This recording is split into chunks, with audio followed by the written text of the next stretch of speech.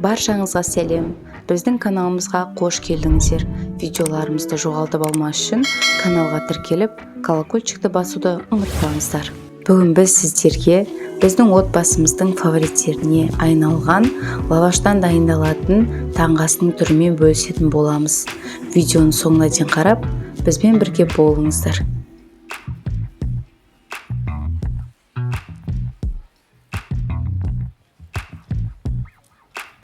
Ол үшін бізге 2 лаваш, қант, жұмыртқа, сүзбе және де салмасына 2 түрлі жемісті алдым.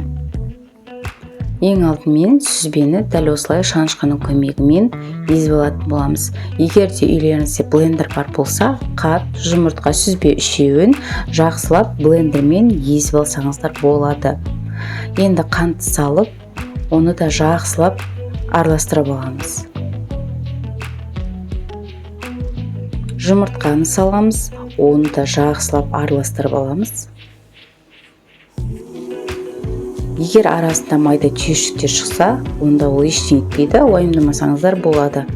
Міне бірінші лавашымызды алып, дайын болған сүзбемізді осылай 2-ге бөліп, бір бөлігін лаваштың үстіне жағып шығатын боламыз.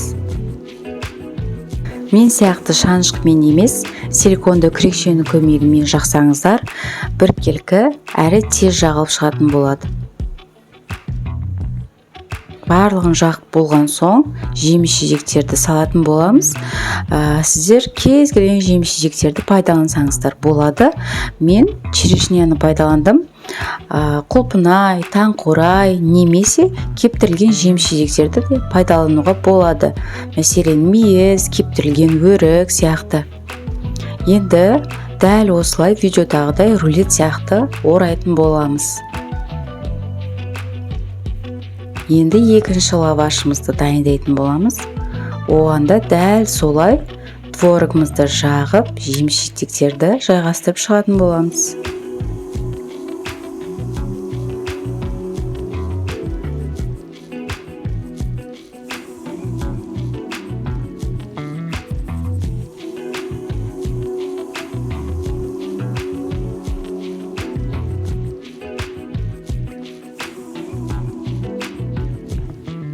Жағып болған соң жеміс-жидектерге мен бананды және мейізді пайдаланатын боламын.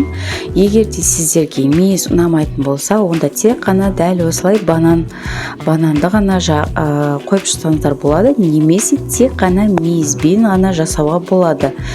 Және де тәттісүйер қауымға жеміс-жидексті пайдаланбай-ақ шоколадты пайдалансаңыздар да болады. Ол да өте керемет және өте дәмді болып шығады. Енді дәл осылай рулет сияқты орайтын боламыз.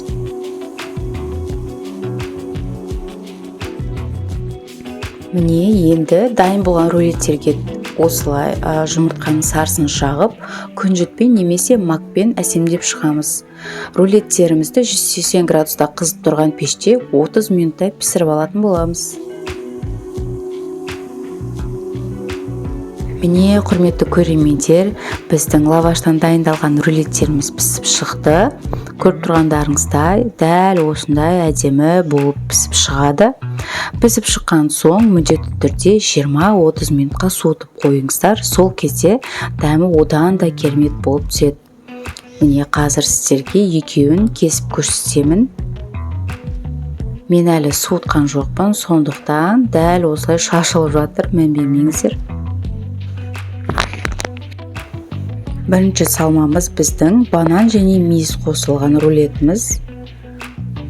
Дәл осындай болып шығады. Дәмі өте керемет, енді өзіме қатты ұнады осы түрі.